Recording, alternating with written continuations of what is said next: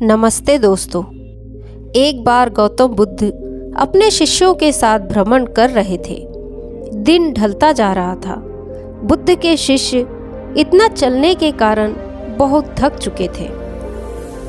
वो जानते थे कि शिष्यों को विश्राम की आवश्यकता है।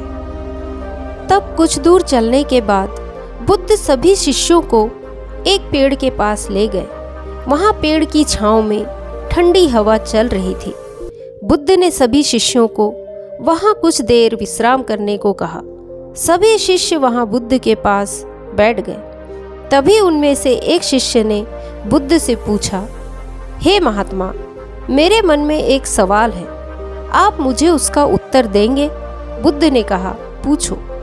तब शिष्य ने कहा कि क्या विद्या को किसी बल द्वारा भी सीखा या छीना जा सकता है?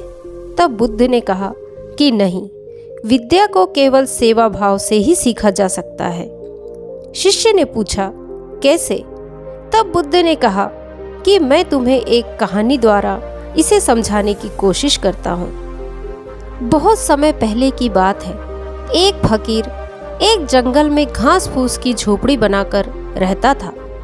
उसे एक विद्या आती थी कि वह पीतल को सोने में अपनी विद्या द्वारा बदल सकता था, और वह फकीर इस विद्या का प्रयोग तभी करता था जब उसे बहुत आवश्यकता होती थी, या फिर जब उसे गरीबों की मदद करनी होती थी।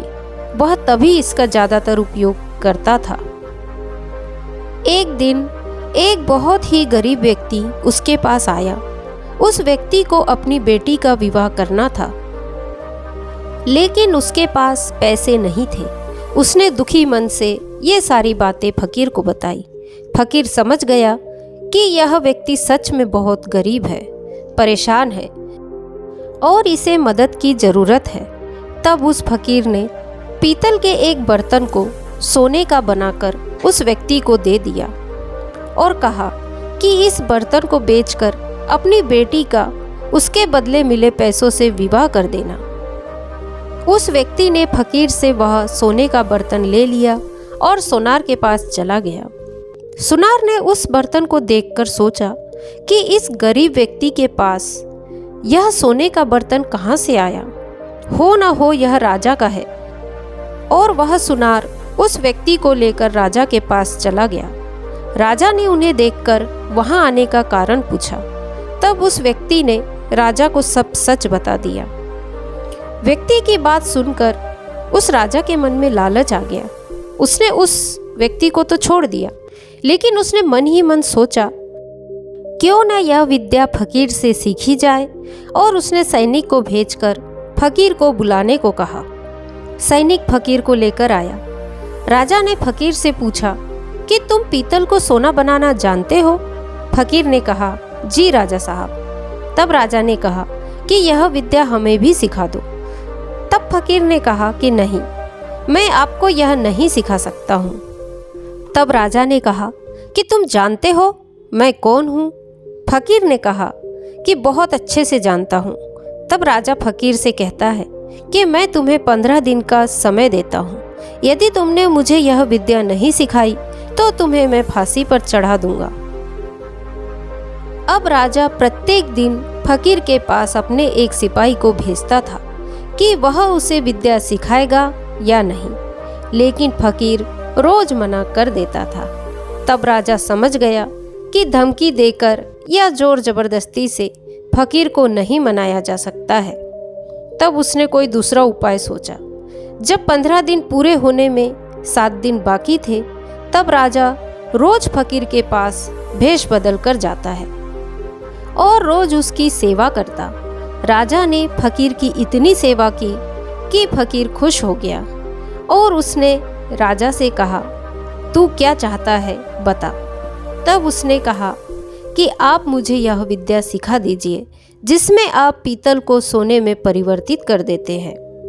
फकीर मान गया और उसे विद्या दे दी और कहा कि याद रखना, इसे तुम केवल दीन दुखियारे या गरीब की मदद के लिए ही इस्तेमाल करना।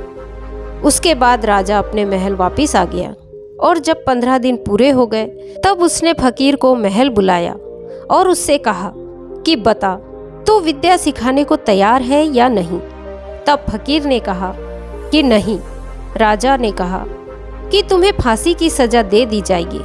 तब फकीर ने कहा कि आप दे दो। तब राजा हंसने लगा और कहा कि जिस विद्या पर तुम्हें इतना नाज है वह विद्या अब मैं भी जानता हूँ। और उसने फकीर को एक पीतल का बर्तन सोने का करके दिखा दिया। तब फकीर ने कहा कि राजन, तुमने यह विद्या किसी की सेवा करके सीखी है, किसी को डरा धमका कर नहीं। बुद्ध ने कहानी समाप्त की और अपने शिष्य से कहा कि अब तुम्हें इस कहानी से तुम्हारे प्रश्न का जवाब मिल गया होगा। शिष्य ने कहा, जी महात्मा। बुद्ध ने कहा कि कभी ज्ञान जबरदस्ती नहीं सीखा जा सकता। ज्ञान ऐसी चीज है जिसे व्यक्ति जितना बांटता है उतना उसका ज्ञान बढ़ता है। यदि आपके पास विद्या है तो उसका सही जगह प्रयोग करें, न कि उसका गलत फायदा उठाए। तब बुद्ध के शिष्य ने कहा कि महात्मा, मैं आपकी बात को समझ गया हूँ। और उसके बाद सभी शिष्यों ने भोजन कर कुछ देर आराम किया और बुद्ध के साथ आश्रम के लिए निकल गए।